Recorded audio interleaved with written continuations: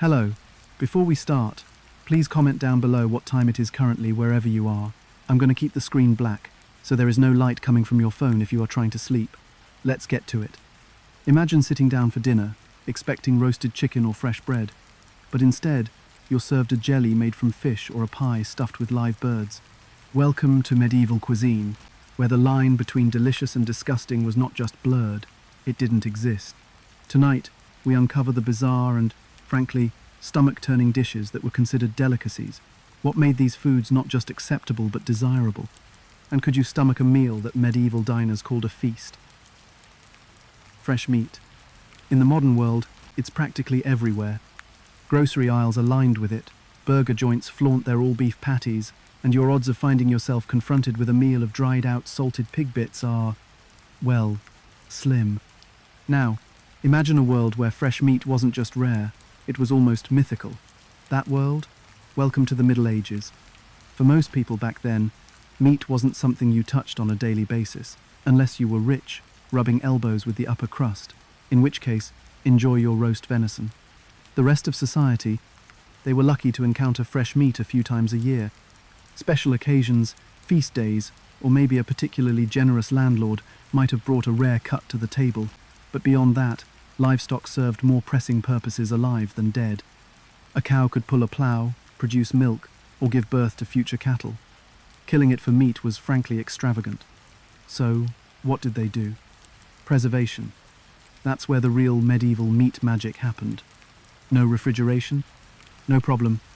If you were fine with your meat being salted until it turned into what can only be described as leather, or smoked until it could double as firewood. These methods were essential for survival, but let's not pretend they created meals to look forward to. Salted pork, a favorite preserved meat, was so oversaturated with salt that eating it practically required a container of water on standby, and even then, the texture was often tough and stringy. Smoked fish, another popular choice, came with its own set of issues. There's only so much enjoyment you can wring out of something so dry it crumbles under a sharp look. If that doesn't sound unpleasant enough on its own, the preservation process had its downsides too. Salt and smoke inhibited spoilage, yes, but they were far from foolproof. Meat that wasn't cured properly could still spoil. Eating it, in that case, was a gamble against nausea, if not worse. And let's talk about flavor. Salt was used in sheer excess to prevent bacterial growth, meaning anything preserved this way tasted overwhelmingly salty, often masking whatever natural flavors the meat had to begin with. Texturally? Forget about it. That cured ham you're picturing? Think stiffer and drier, and you're in the right ballpark. Now, to be fair, the scarcity of fresh meat wasn't entirely about poverty. It came with logistics problems. Without modern transportation or cold storage, an animal butchered today would have to be eaten, cooked, or preserved almost immediately. There were no afternoon trips to grab a fresh chicken for a late-night snack unless you had that bird squawking just outside your door. So, practical preservation methods weren't just there to stretch resources, they were a necessary survival tactic.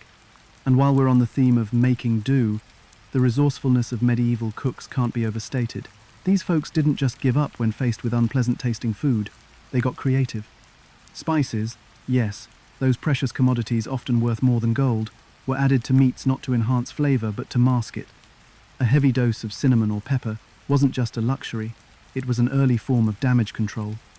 Historians even note how stewing became a culinary cornerstone. Throw tough, salty cuts into a pot, add some liquid to soften things up, season the broth like your life depends on it, and voila, something perhaps halfway edible. Then there were the truly desperate measures. Meat too far gone to be salvaged with salt or smoke? Some cooks added honey or vinegar to counteract sourness, creating a bizarre acid-sweet balance that could almost, but not quite, hide what the dish really was. For those who could afford it, adding lavish amounts of wine also helped. Stronger flavors, after all, could overpower the faint, or not-so-faint, whiff of something isn't right. This ingenuity might paint a picture of impressive resourcefulness, but let's not romanticize it too much. Eating preserved meats wasn't just hard on the taste buds, it could also be dangerous to your health. Preservation methods of the day weren't exact sciences, and spoilage was sometimes inevitable, even with the best practices. If you think food poisoning is unpleasant now, imagine facing it without access to medicine or doctors who understand germ theory. That roast, fried, boiled, and then spiced within an inch of its life might not have just been unpleasant. It could be downright deadly. Interestingly, while the poor hunched over their pottage, nibbling bits of rock-hard, salted pork during lean times, the rich, who could afford freshly slaughtered meat, didn't flee entirely from the trend of preservation. Eccentric dishes featuring preserved meats made their way onto noble tables too, but purely for variety. The wealthy could savor a balance between fresh cuts and boldly flavored, preserved delicacies that flaunted their wealth, because who else could afford barrels of salt and exotic spices by the pound? This dynamic added a social layer to medieval food habits. As odd as it sounds, consuming certain types of preserved meat could even become a badge of sophistication.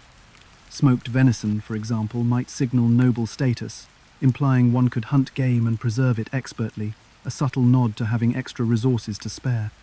But for medieval cooks of every class, the aim remained the same: take something tough, salty, or half-rotten, and make it taste like a meal instead of a punishment. The creativity this required is mind-boggling when you think about it, especially when they achieved flavors others might have considered unique or even enjoyable with what could generously be called limited tools in the flavor department. Spices like cloves and nutmeg weren't just celebrated for their taste, they were loved for their ability to save the day. These spices disguised the saltiness, the gaminess, and yes, the less pleasant signs of meat nearing its expiration. And here's one overlooked point. These methods didn't just camouflage unappetizing flavors, they fundamentally reshaped medieval cuisine, giving birth to dishes so distinctly flavored they could only belong to the era. What modern diner reaches for a salty, hard slab of pork, boiled until vaguely chewable and topped with generous layers of exotic seasoning? Nobody. And yet, without these methods, medieval cooks might not have built the foundations of stews, roasts, and braises that influenced cuisines we enjoy today. Before diving straight into even stranger culinary practices, consider this. Between salting, boiling, smoking, flavoring, and praying you didn't get food poisoning, medieval dining was less about indulgence and more about survival with a side of ingenuity. And they weren't finished when it came to dealing with less than fresh food. For medieval diners, even the line between spoiled and spices could be bridged with enough creativity. Stay tuned. It's about to get worse. What if your dinner started with a smell that made you hesitate? A sour tang that hinted the food might already be halfway to decomposition. But there's no fridge to toss it into, and no grocery store to replace it. So you have two choices: cook it or starve. For medieval cooks, this wasn't an occasional dilemma. It was just reality. Without refrigeration, food spoiled fast. Forget about those perfectly chilled leftovers waiting at home. Once an animal was butchered, the race was on. You either ate it immediately, preserved it, or watched it slowly turn into a science experiment. This was also long before the concept of food safety as we understand it now. No expiration dates, no bacteria-killing temperature guidelines. Spoilage wasn't just common, it was inevitable. And since wasting food wasn't an option, you'd be surprised what the average medieval kitchen considered salvageable. The key was to figure out how to make slightly spoiled food edible, or at the very least, tolerable. Take vinegar, for example. It sounds humble today, something lurking at the back of your pantry, but medieval cooks leaned on it hard. Its sharp, acidic flavor could cut through sourness and dull, that unmistakable whiff of decay. Vinegar also helped extend the life of certain foods, slowing the march of spoilage. It didn't eliminate the problem so much as press pause long enough to get a meal out of it. Then there was honey. Yes, the same ingredient you might drizzle on yogurt or toast was once a medieval preservation superstar. Honey has natural antibacterial properties, but more importantly, it masked the taste of food heading past its prime. Imagine biting into a slice of gamey meat with an undeniable funk, but coated in a cloyingly sweet glaze. It wouldn't erase the problem, but it might make it bearable enough to swallow. Spices were another weapon in the medieval flavor arsenal. Cinnamon, cloves, nutmeg, anything with a bold enough taste to overshadow whatever the meat or vegetables had been up to while sitting out a little too long. And just to put this in perspective, spices weren't cheap. These weren't kitchen staples everyone had lying around. They were expensive, exotic imports, and to use them liberally often meant you had money to burn. So, while they did a fantastic job of keeping less than fresh food palatable, they also doubled as proof of wealth. Eating half-rotten meat doesn't sound glamorous, but slap enough cinnamon on it, and suddenly it screams nobility. These weren't just flavor experiments, though. This food came with risks. In a time before germ theory, medieval people didn't really understand what made certain foods unsafe. They knew spoiling food could make you sick, sure, but not necessarily why or how. And yet, many still ate it, because they had no choice. Malnutrition was already a problem. When food was scarce, "this might make me ill," took a back seat to "this keeps me alive." It wasn't uncommon for people to gamble with their health, eating tainted food to fend off starvation. And here's the brutal part: if you lost that gamble, there weren't accessible remedies waiting to bail you out. A bad case of food poisoning could mean days of misery, and in extreme cases, even death.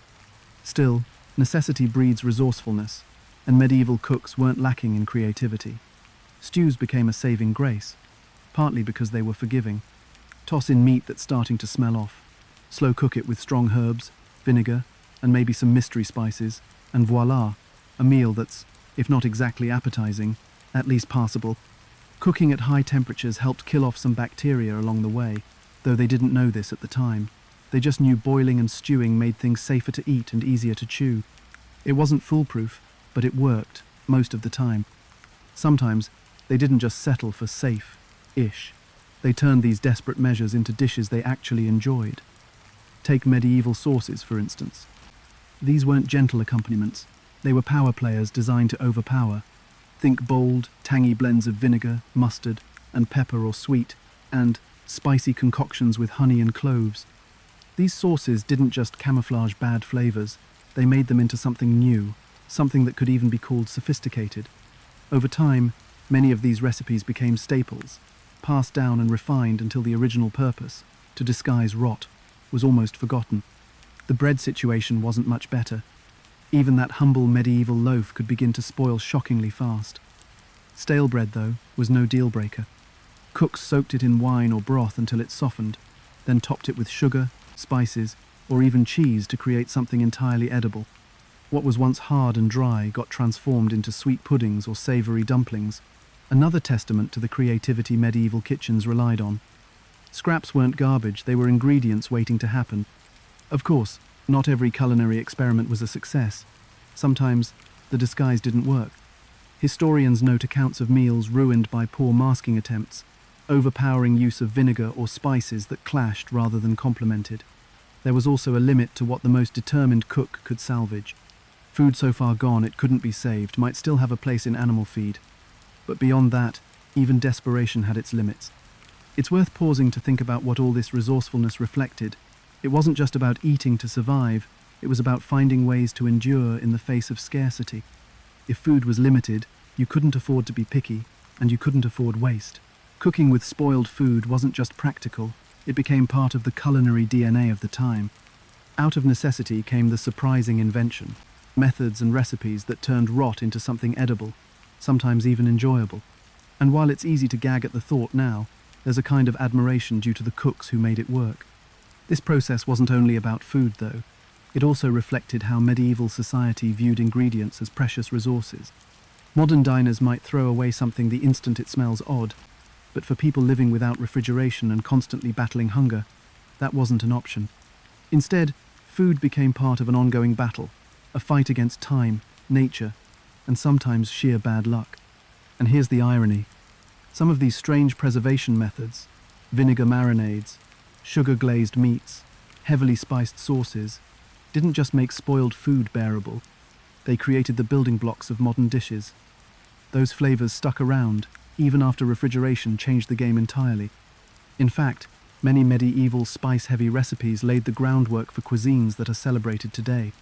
So, while a vinegar-drenched piece of subpar meat might not sound appealing, its legacy can still be tasted, just with fresher ingredients and less risk to your digestive tract. It's fascinating to think about the priorities of the medieval kitchen. Survival first, but pleasure wasn't completely off the table. Food wasn't just fuel, it was a way to push back against the hardships of daily life. Transforming spoiled ingredients into something palatable wasn't just practical, it was an art form. And sometimes, that art turned out so well, it even bordered on indulgence. Those bold, tangy, sometimes sugary flavors they leaned on to mask decay became central to medieval cuisine, shaping it into something surprisingly distinct. But here's the thing. If you think cooking with rotting food is as stomach-turning as it gets, buckle in. Because medieval survival didn't stop here, They weren't above diving deeper into the parts of an animal most of us don't even want to think about. For medieval cooks, creativity wasn't just about flavor, it was about using every part of what they had in ways you might wish they hadn't. Have you ever walked past a sheep's stomach or a cow's tongue in the butcher shop and thought, wow, that looks delicious? No? Well, in medieval Europe, you wouldn't have had much of a choice. Nose-to-tail eating wasn't just an experimental food trend, it was survival. And before you start imagining rustic tables piled high with perfectly cooked prime cuts of meat, you might want to lower those expectations. Medieval cooks weren't just using scraps, they were using everything. Back then, wasting any part of a slaughtered animal wasn't just frowned upon, it was unthinkable. If you'd spent months raising an animal for food, every ounce had value. The muscle became roast or stew, the bones became broth, and when that was gone, the organs, the feet, the blood, nothing was off the table. Parts of the animal that would horrify most modern diners were considered delicacies. The edible lining of a cow's stomach, known as tripe, for example, wasn't just begrudgingly eaten, it was prized enough to feature in soups and stews.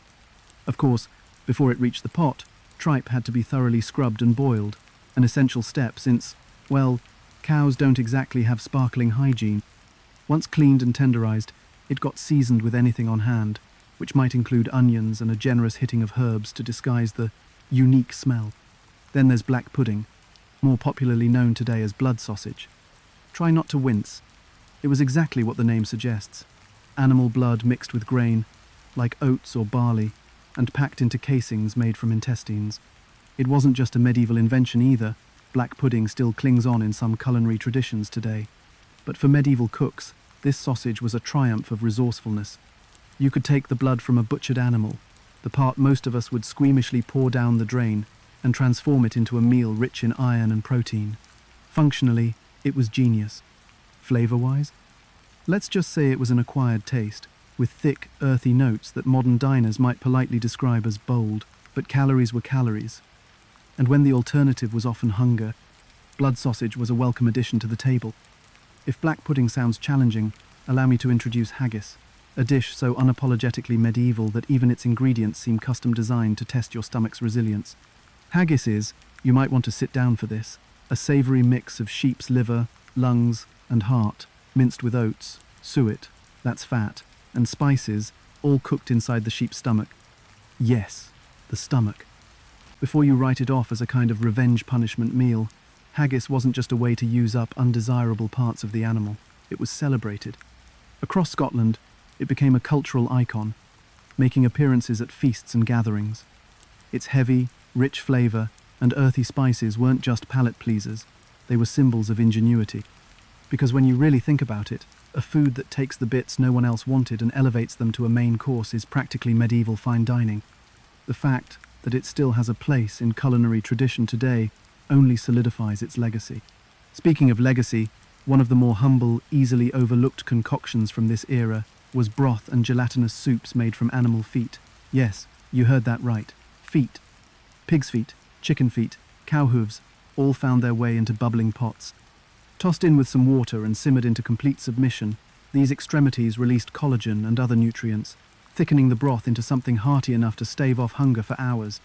Pig's feet, in particular, were considered useful for their flavour, as cooking them slowly released both richness and protein. What came out of the pot wasn't elegant, but it was undeniably satisfying. Plus, unlike the meatier parts of the animal, feet were cheap, which made them accessible to peasants struggling to make the most of limited resources. Resourcefulness was, after all, a survival skill in the Middle Ages. Food security wasn't guaranteed, and scarcity could strike without warning. By using every single part of an animal and making it edible, even delicious, medieval societies stretched their food supply as far as humanly possible. But here's the thing, it wasn't all about necessity. Some of these weird dishes weren't just tolerated, they were genuinely celebrated. Tripe soups and haggis dishes, for instance, didn't make it onto the plates of peasants alone. Even wealthier households dabbled in these recipes, though often spicing them up with more exotic herbs or serving them alongside fresh breads and imported wines. It wasn't unusual for something like black pudding to sit at the same table as a roasted pheasant. Whether you were feasting in luxury or surviving on scraps, these creative, unappetizing yet practical dishes were crucial to the culinary fabric of the times. And let's not gloss over why so many of these dishes became culturally significant. They weren't just food, they were symbols of resilience and ingenuity. Imagine living in a time when famine and unpredictable harvests were a constant backdrop.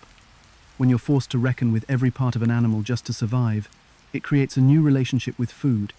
Nose-to-tail eating was a reflection of respect for both the resources at hand and the animals themselves. Throwing away parts like feet or blood wasn't just a waste, it was unthinkable. But it went further than mere practicality. Many of these dishes took on cultural and social value, linking communities through shared traditions.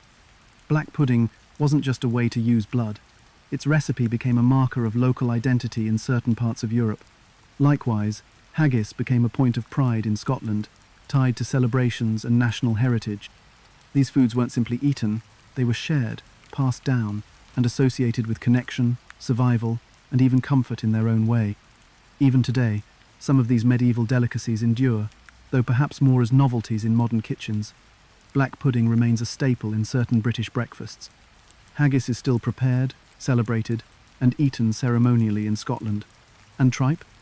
Well, its popularity has waned significantly, but it still manages to maintain its niche among traditionalists and adventurous foodies. These dishes owe their longevity to their creators in the medieval era, people who didn't have the luxury of choice but instead found ways to make do and created flavors that bridged survival with celebration. But still, you have to wonder, what did these foods actually taste like? Recipes from the time don't give exact measurements, which means flavor could vary wildly depending on what spice you could afford or the resources you had that day. Black pudding might be salty and heavily spiced one week, then overwhelmingly gamey the next. Sheep's stomach, when used for haggis, might come across as savory and rich depending on how long it was boiled, or it might be overwhelmingly pungent, depending on how thoroughly it was cleaned.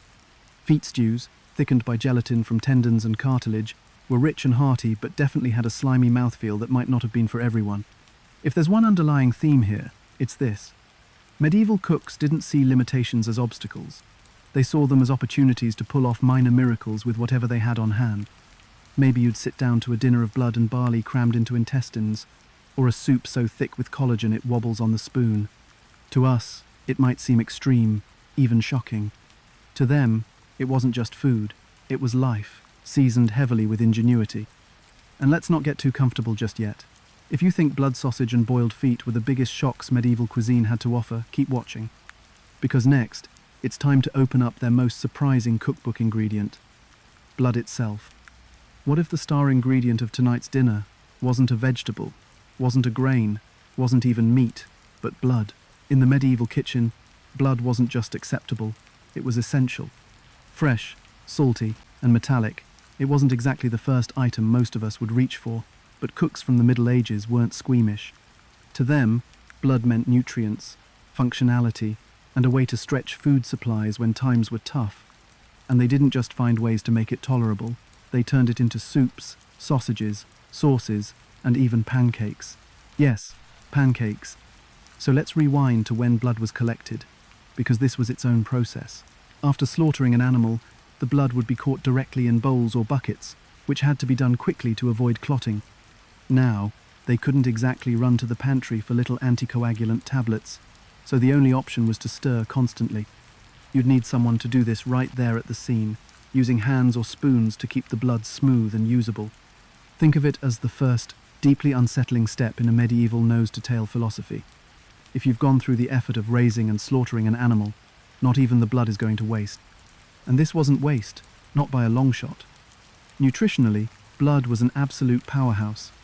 Packed with protein and iron, it was a lifesaver in diets that didn't always deliver a lot of variety. Imagine being one of the working poor, spending your day out in freezing fields or hauling wood without the luxury of modern vitamins. The iron in blood was a game-changer for anemics, though they wouldn't have called it that back then, of course. To the medieval mind, blood wasn't just a food source. It was tied to vitality and energy, even symbolizing life itself. Including it in a meal probably felt less like a dinner choice, and more like harnessing something fundamental, some physical spark of existence, and putting it back into your body. There was symbolic weight to eating it, not just physical satisfaction. But let's talk cooking. One popular use was in something called blood soup, which, full warning, tastes about as hardcore as it sounds. Typically, fresh blood was whisked into a broth made with meat, onions, and vinegar. With enough thickening, the soup would take on a dense, almost gravy-like consistency and a reddish-brown color. To cut through the metallic tang of the blood, vinegar and spices often came to the rescue, transforming what might have started as off-putting into something sharp and rich. Think tangy, earthy, and salty. Records show variations of this soup existed all over medieval Europe. In Poland, they had czernina, a duck blood soup that added fruits like plums or cherries for sweetness. In Sweden, a similar dish came with names translating to black soup, served at banquets as part of multi-course meals. So, yes, this wasn't just a peasant tradition. The nobility didn't shy away from it either.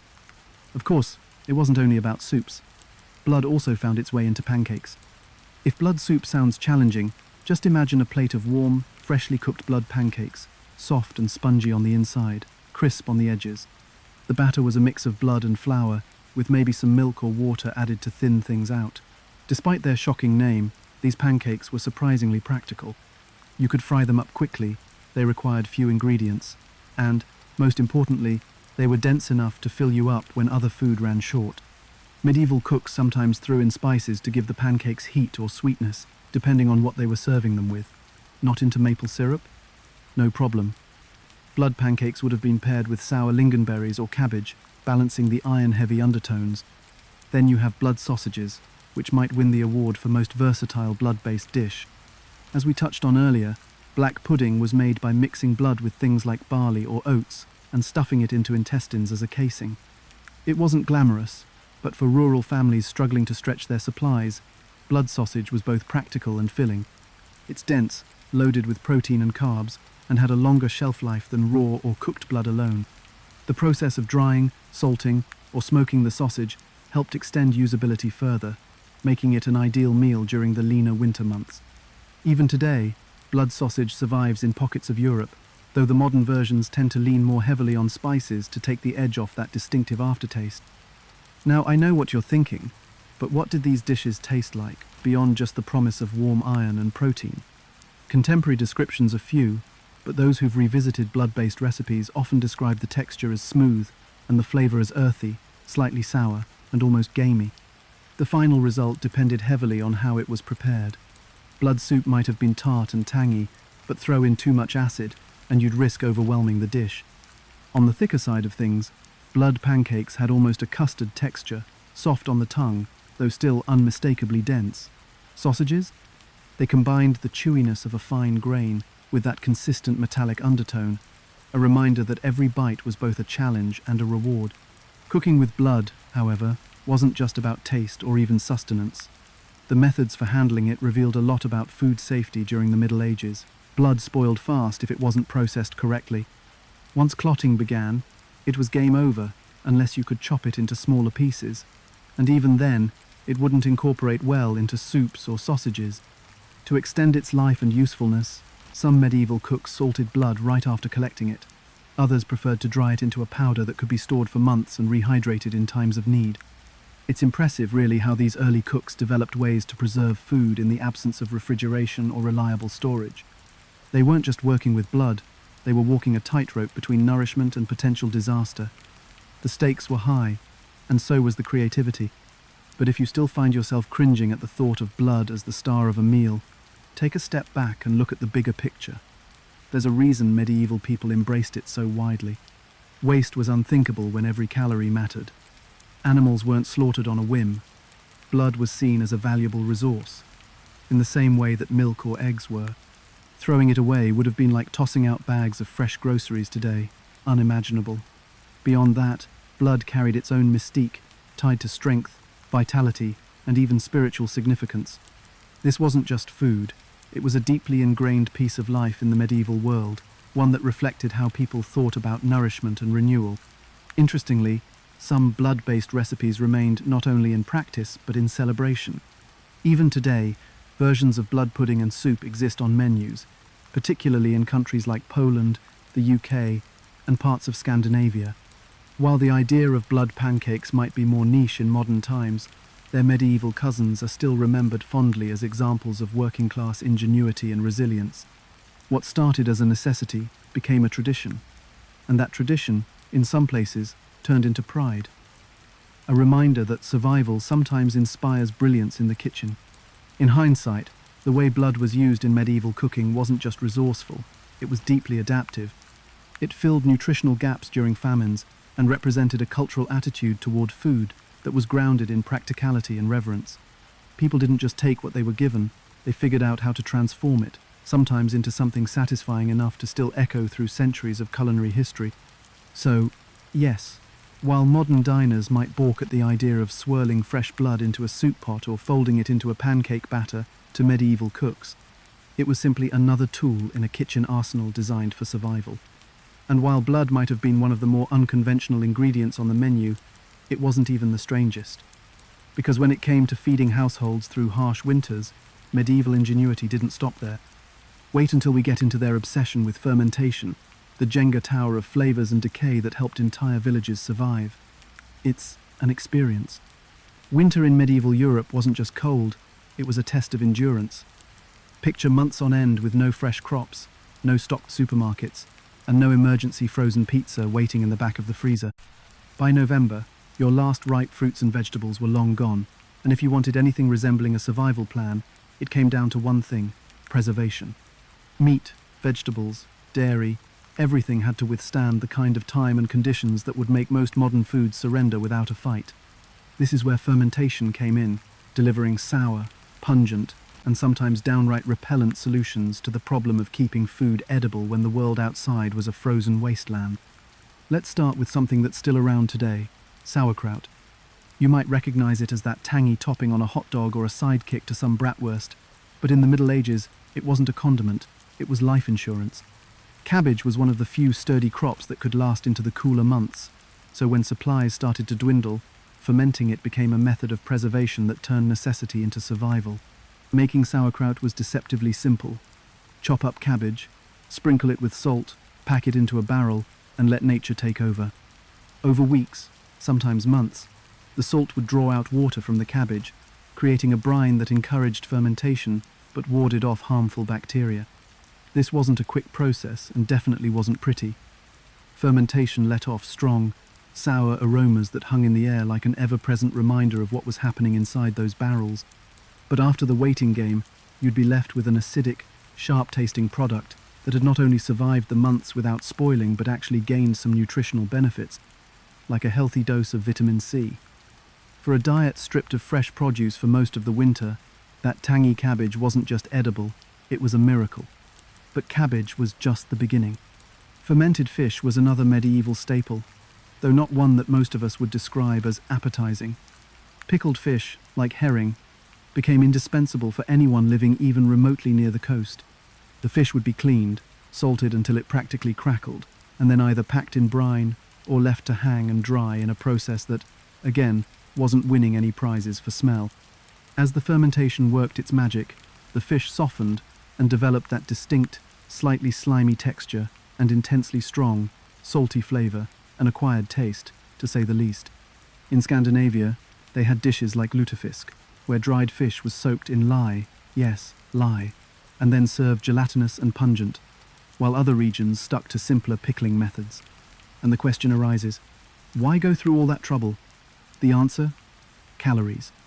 In a world where no one was counting carbs or caring about cholesterol, preserved fish was a high-calorie, protein-packed food that could be eaten as is or mixed into other dishes to stretch it even further. Then there's fermented dairy.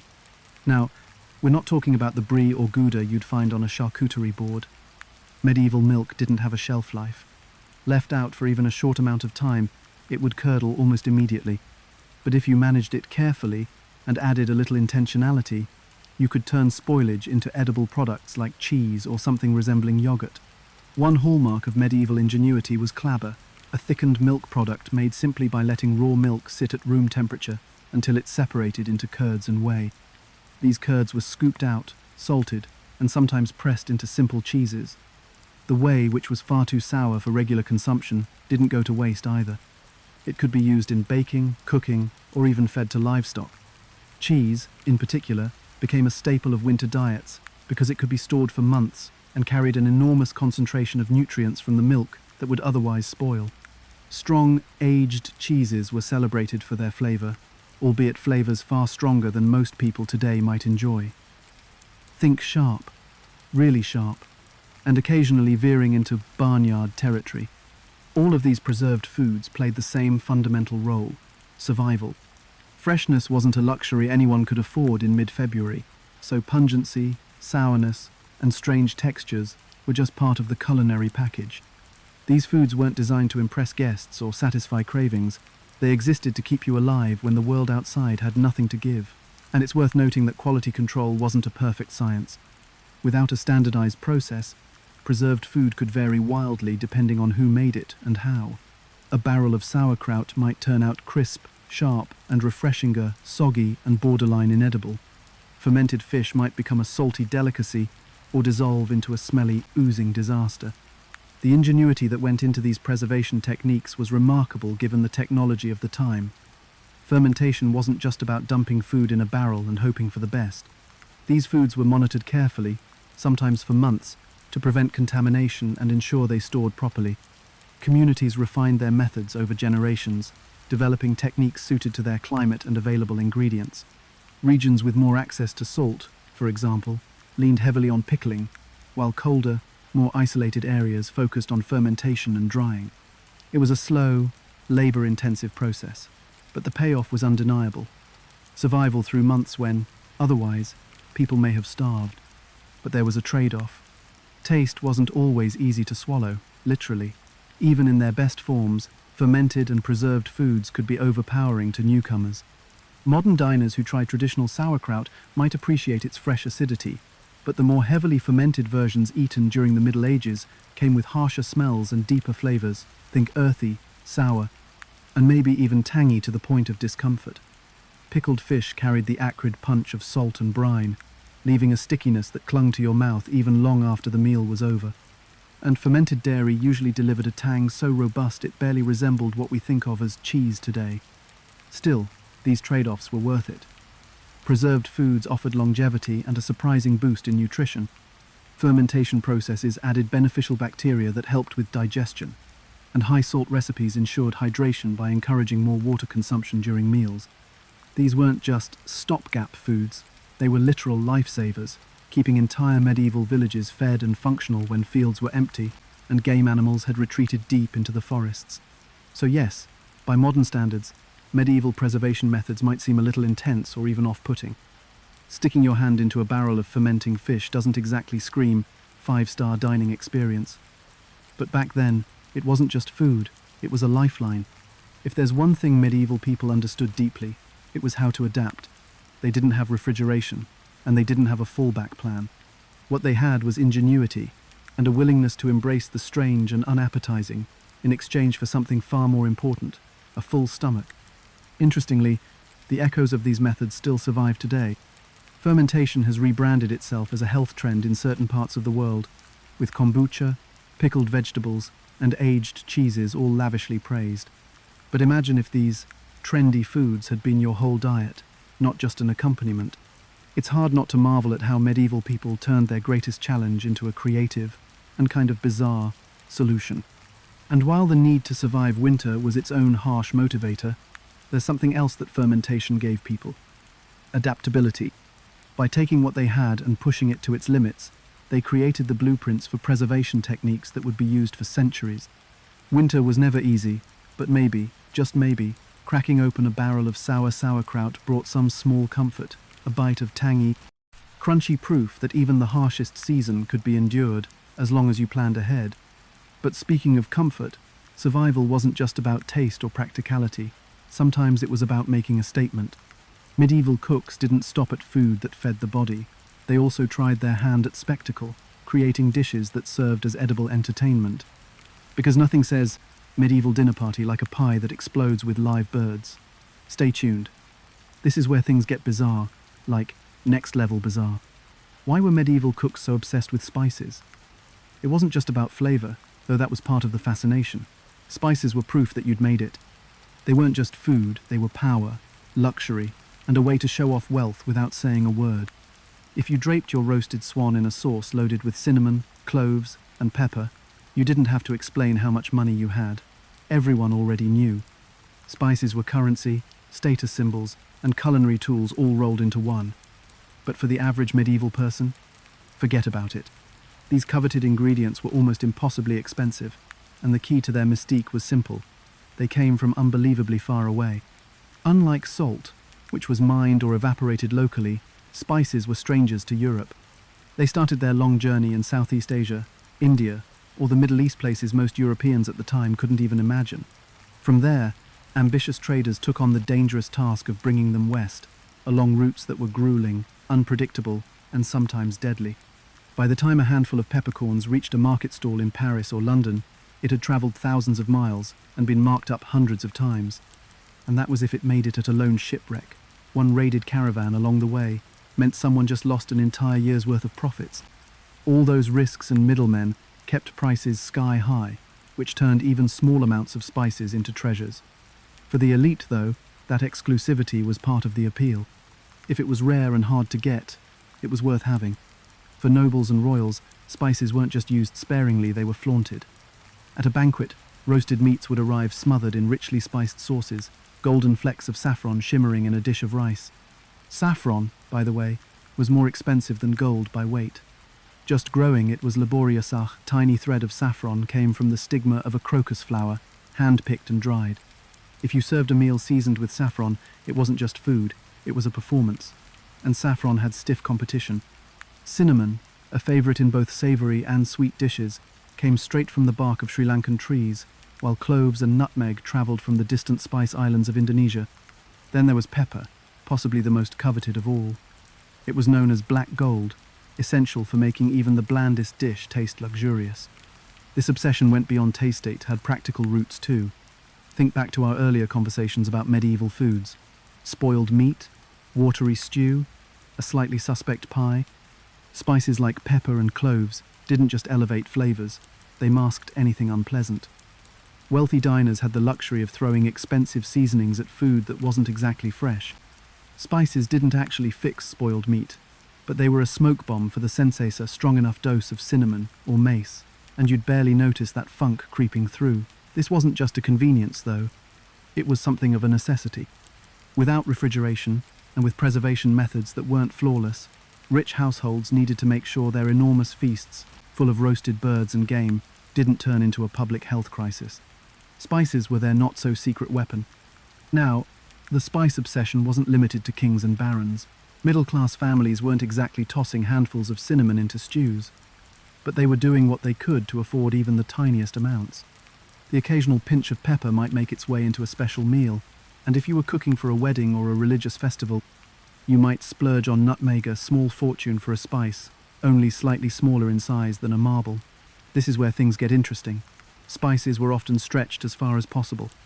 Records describe methods like mixing smaller, more affordable herbs, rosemary, parsley, thyme with pricier ones to capture a hint of exotic flavour without using all your stock.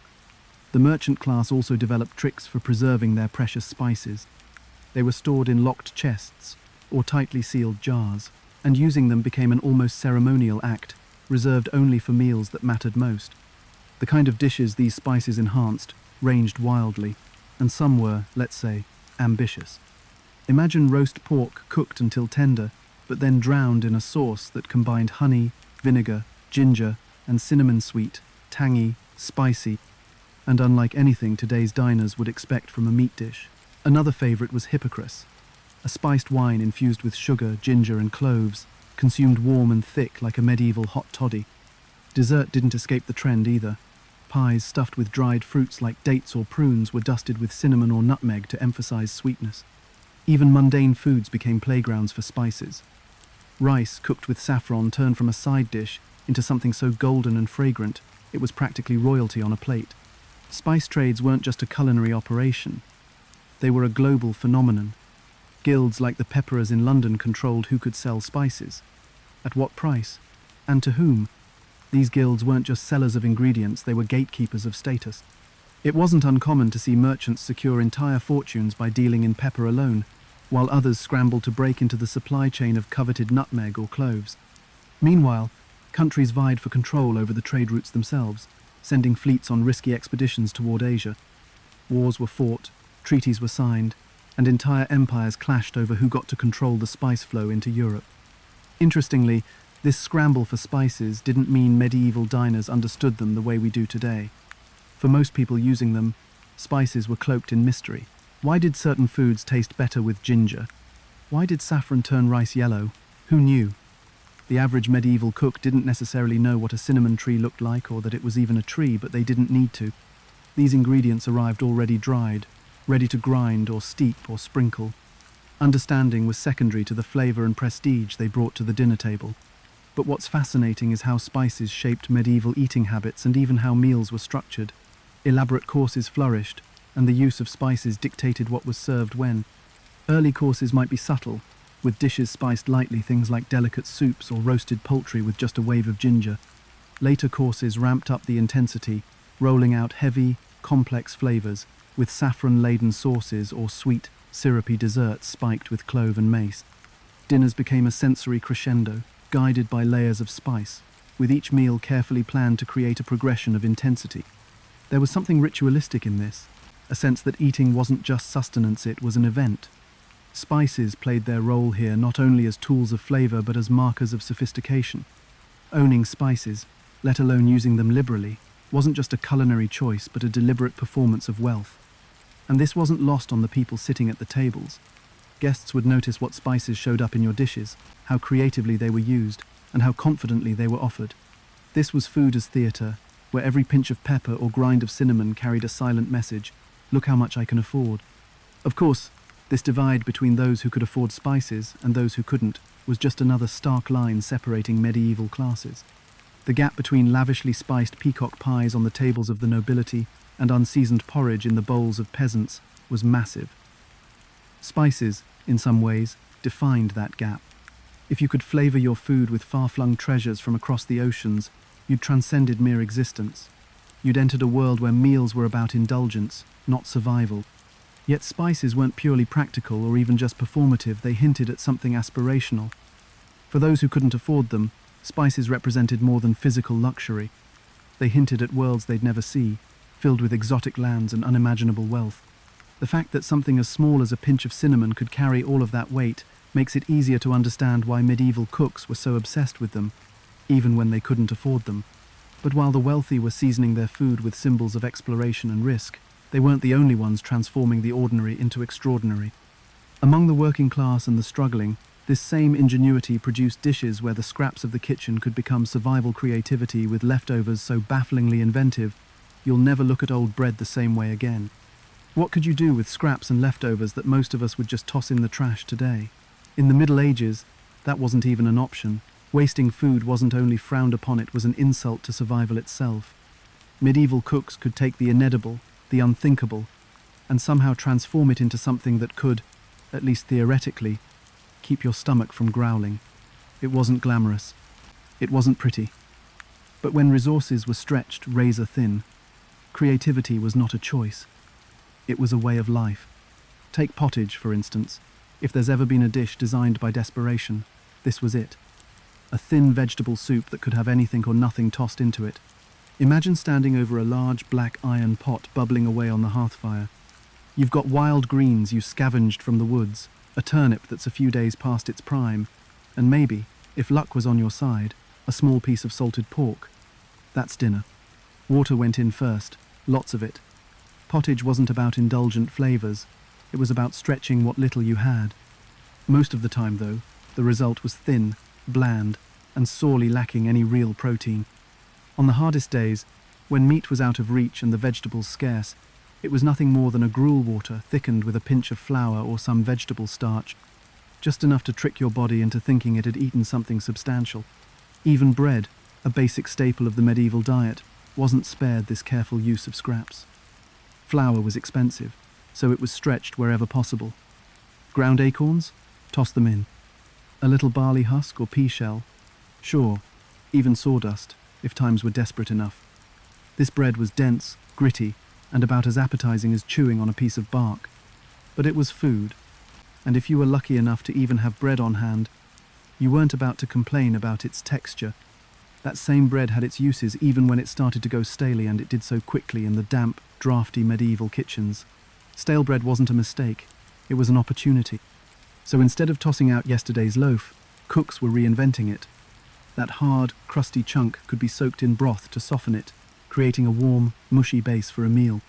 Stale bread also paved the way for frugal desserts, with crumbs mixed into puddings or sweetened to make rustic treats. Nothing went to waste. Leftovers weren't thrown out, they were reimagined.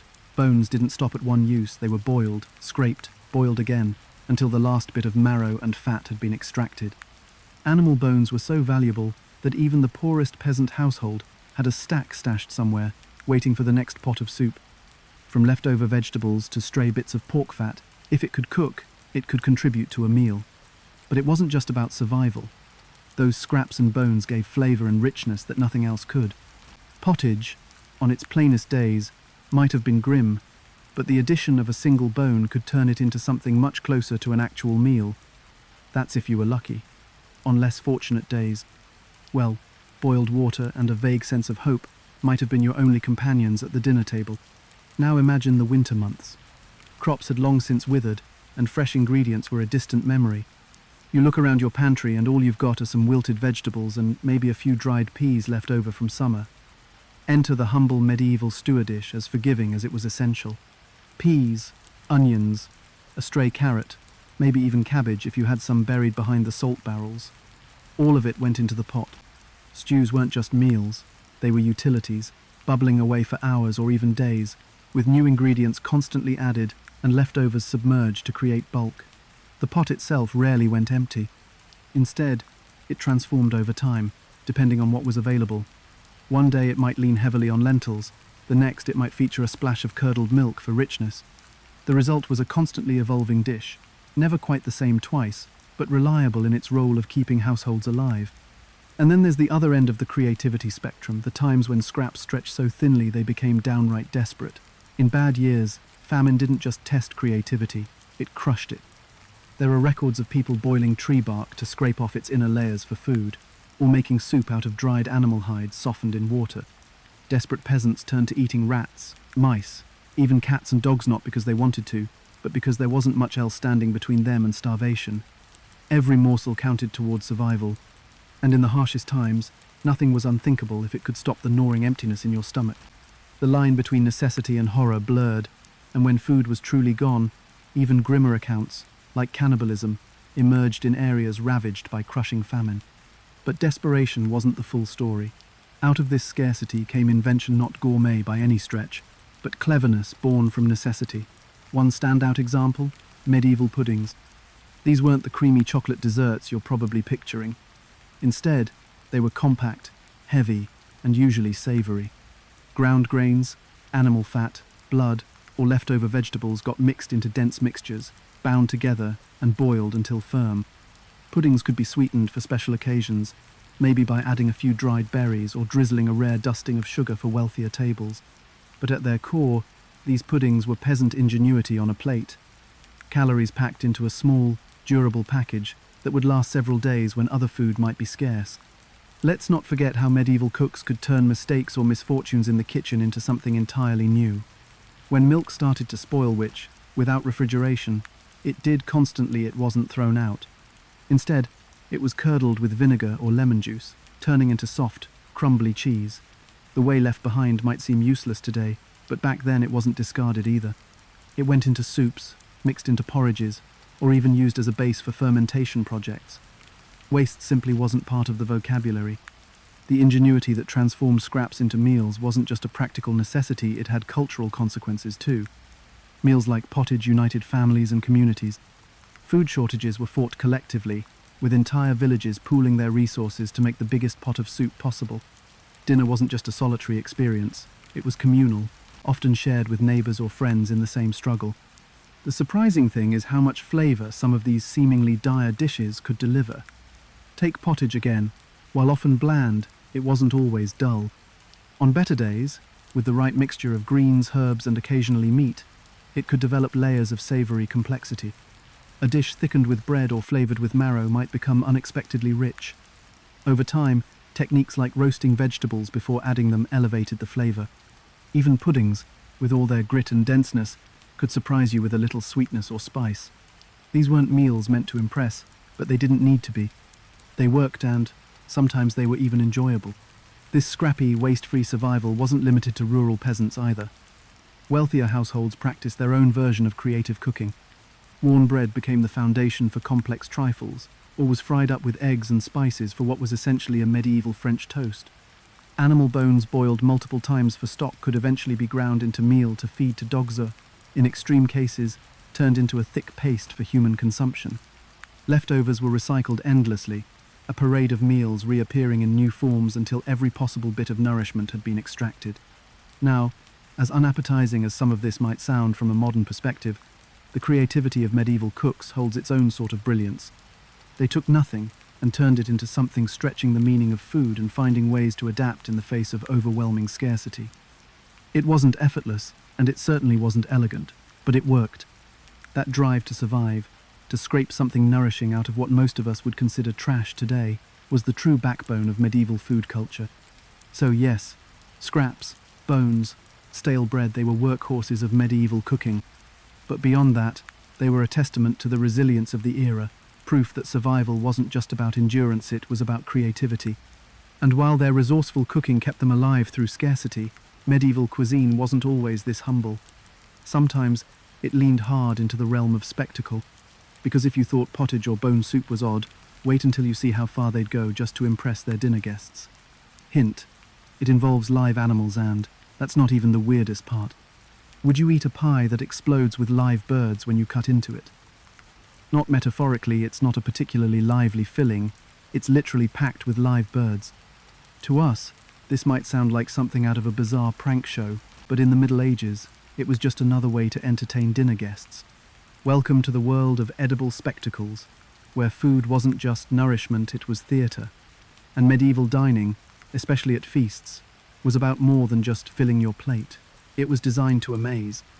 The more extravagant, surprising, or shockingly excessive the dish, the better.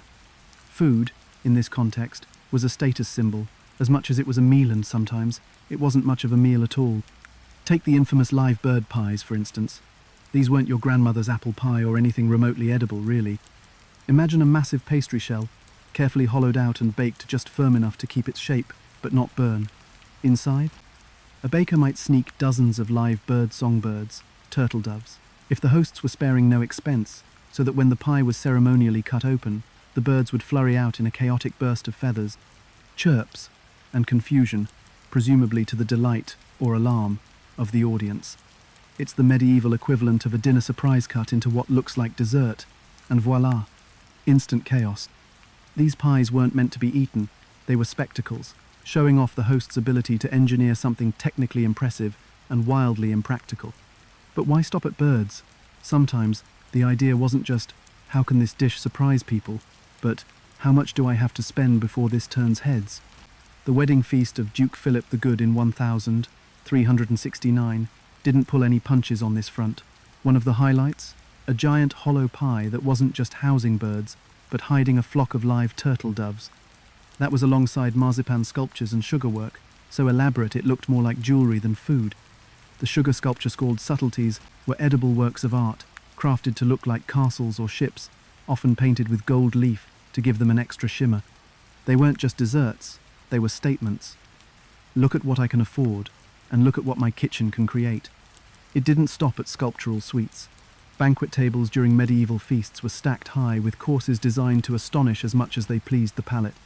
Dishes like whole roasted peacock's feathers, reapplied after cooking for grandeur, and served upright added an animal-shaped reminder of wealth to the meal.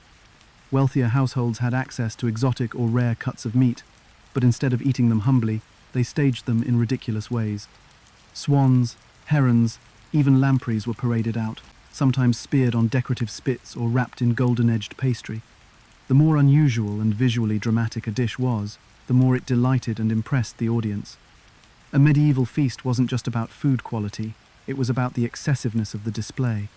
Now, if all this seems like an enormous strain on one kitchen, that's because it was. The manpower required to pull off these edible spectacles is the stuff of exhaustion.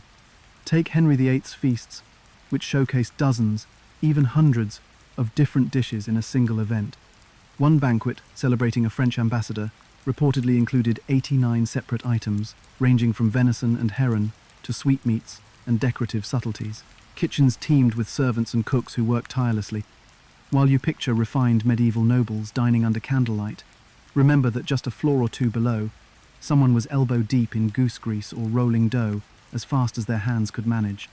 The air in those kitchens wouldn't have smelled like cinnamon, and spiced wineate reeked of smoke, sweat, and a desperation to meet impossible deadlines.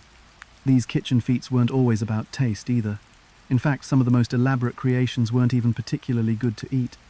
Subtleties made of sugar and marzipan were often more admired than consumed, thanks to their intricate design and stiff texture. Sugar at the time was enormously expensive, so showcasing it in oversized, dazzling displays wasn't just about dessert, it was a reminder that the host had resources to burn. You don't stage a castle made of sugar unless you're trying to make a statement. The same went for more meat-centric displays. A carefully cooked lamprey served in resting coils like a snake might have been ambitious, but it wasn't exactly appetizing. To the people hosting these banquets, every dish was a form of social currency. A great feast could elevate your reputation, solidify alliances, or showcase your power. The live bird pies were a kind of bragging rights wrapped in an edible surprise. The subtleties reflected sophistication and access to coveted ingredients. Every course added to an ongoing performance that said, "In more than anyone else he deserved to be here." In a society where hierarchy and resources defined status, putting on a good show mattered almost as much as concluding business at a feast or wedding. And of course, the reaction from guests was part of the whole point. Imagine the collective gasp as a pie exploded with birds, or the amusement of seeing a roasted animal presented as if it was still alive, its glamorous feathers back in place after meeting the spit. This wasn't about subtle presentation, it was about awe. If your guests were craning their necks to get a better look at what the servant was carrying across the room, you'd succeeded. People didn't just come for the food, they came for a spectacle they'd gossip about for weeks afterward. There's something endearing, in a strange way, about the lengths medieval hosts went to entertain. Life, for many, wasn't kind famine, disease, and hard labour, made leisure almost a foreign concept for the vast majority of Europeans. But in these rarefied moments, when the powerful actually sat down to feast, creativity and abundance collided in meals that weren't just food but escapism. Each gasp or laugh from the table was another signal that, at least for one night, something remarkable had been achieved. What stands out most is how food was transformed into messages. For the average household scraping by on turnips and stale oats, the idea of using food as a literal spectacle was unimaginable. Here, though, dishes were made to do more than feed, they were made to speak. A pie with live birds said, "I have so many resources, I can afford to waste them on frivolity." A sugary sculpture of a ship, in rich gilded detail, screamed, "We understand the art of beauty and control the luxury trade." These meals shaped what the guests saw and thought about the host's station in the larger, complicated machine of medieval society.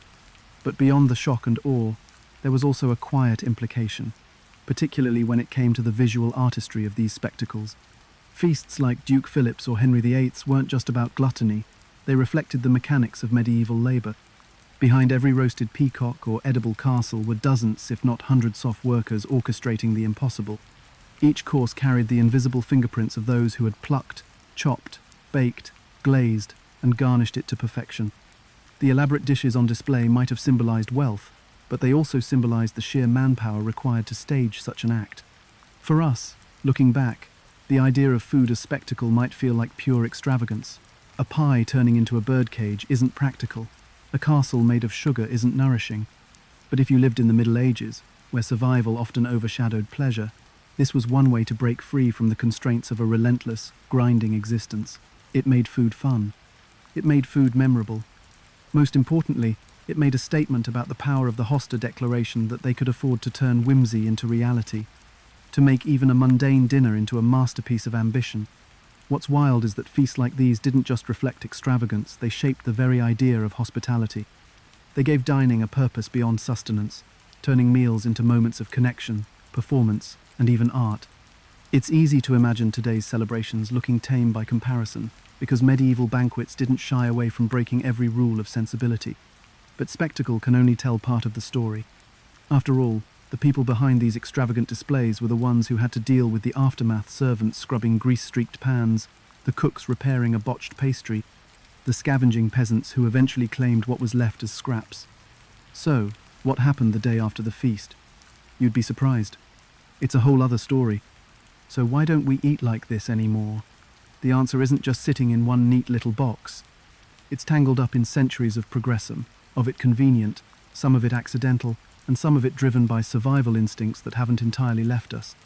But if we really want to understand why modern food looks so different from medieval cuisine, the answer starts with one big game changer: refrigeration. Imagine what medieval cooks could have done with a fridge. Spoiled meat? Gone. Rotting cabbage? Never.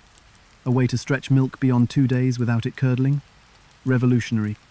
Refrigeration, more than any other single invention, transformed cooking from a constant battle against time into something less, well, stressful.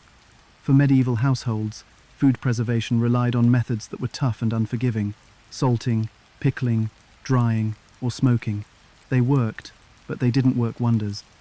Every step added new challenges. Too much salt? You get a meal so briny it dehydrates you faster than it nourishes you.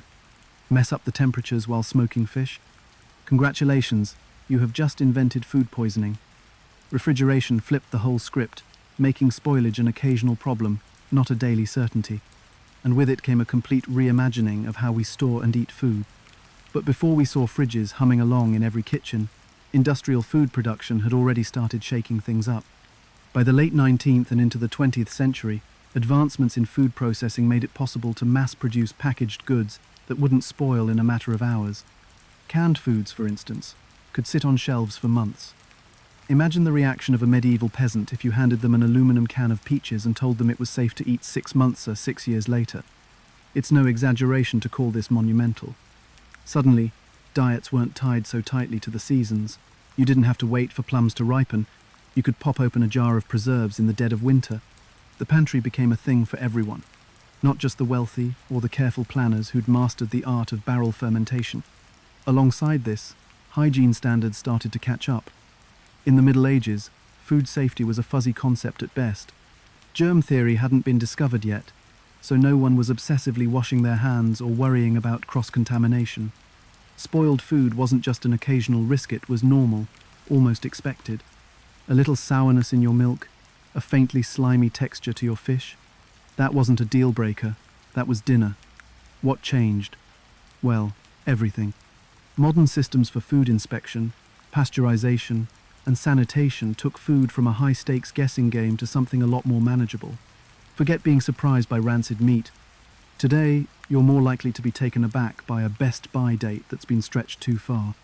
That leap in safety standards wasn't about convenience alone, it was about surviving long enough to enjoy it. In medieval Europe, food poisoning was more than a nasty 48-hour sit could kill you. No antibiotics, no rehydration therapy, no emergency care. People ate what they had because hunger was the greater enemy, but the risks were astronomical. Today, most of us wouldn't even consider eating meat that's been sitting out for half a day, much less the barely salted slab of yesterday's hunt. So with refrigeration keeping food fresh and industrialization making it more stable, medieval preservation methods suddenly became, well, obsolete.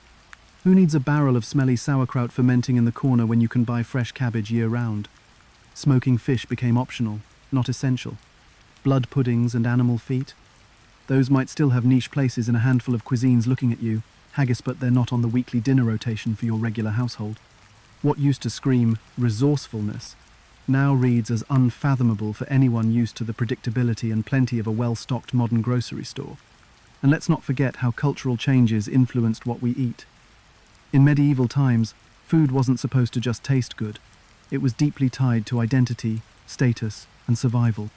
For the rich, spices and elaborate displays were shorthand for power and control exotic birds roasted whole, sugar sculptures taller than your average toddler. For everyone else, survival was the main goal, with flavor taking the back seat. By contrast, today's diets are shaped more by choice than necessity. For the first time in human history, many people in wealthier nations eat what they want, not what they need. Supermarkets are stuffed with choices unimaginable centuries ago. Foods from across the world, pre-cut, pre-cooked, pre-packaged. No one's looking at a cow's stomach and thinking, I could eat that, or starve. But it's not just about broad access to food, it's about the diversity of what's available. You've probably heard the idea that medieval diets were boring, and let's be honest, They kind of were. Sure, pottage was versatile, but it wasn't exciting. Bread was everywhere, but it wasn't brioche. Regional crops and a complete lack of refrigeration meant diets were extremely local and repetitive. Today, the sheer variety of cuisines, flavors, and ingredients we have at our fingertips is overwhelming. Mangoes in February, sushi-grade tuna flown in daily, spices from continents away. It's a level of culinary luxury medieval diners couldn't dream of. Modern food isn't about just surviving, it's about experiencing and exploring. That shift reflects a bigger cultural change, too. We don't just use food to survive anymore, we use it to communicate, to celebrate, to express creativity. In medieval banquets, food was spectacular, way to awe your guests and flex some power, but it wasn't indulgence the way it is now. Today, a perfectly cooked meal with subtle seasoning or vibrant presentation is a celebration on its own. There's no need for sugar castles or peacock feathers to prove your worth. We've traded the showmanship of medieval feasts for a focus on flavor, comfort, and artistry. At the same time, modern farming and food production have brought their own dilemmas. Industrial food systems provided incredible convenience, but they've also distanced us from the origins of our food. Most people today don't churn their own butter or mill their own flour, and hardly anyone has to think about curing meat or salting fish for long-term storage. While that's undoubtedly a testament to progress, it's worth wondering if we've lost touch with some of the practices that defined cooking for centuries. Fermentation, for one, is making a comeback not out of necessity, but as part of a fascination with traditional methods and bold, funky flavors. Kombucha, farmhouse cheeses, sourdough bread, they echo medieval staples, but come wrapped in modern packaging, artisanal, small batch, curated. Still, our diets today represent a level of safety and abundance that medieval society couldn't even hope for. The contrast between medieval and modern food norms is stark, highlighting the progress made in food production, preservation, and distribution. In the Middle Ages, food was often a struggle for survival, with limited variety and unsanitary conditions. Today, people have access to a wide range of safe, nutritious, and delicious foods, reflecting a significant improvement in food security and quality. In a way, the medieval kitchen walked so that ours could run. Trial and error heavy on the error laid the groundwork for some of today's enduring techniques, from stewing to pickling to spice blends that still flavor dishes worldwide. But with all that progress, something's been lost, the adventure of it. The modern world makes food safe, efficient, and predictable.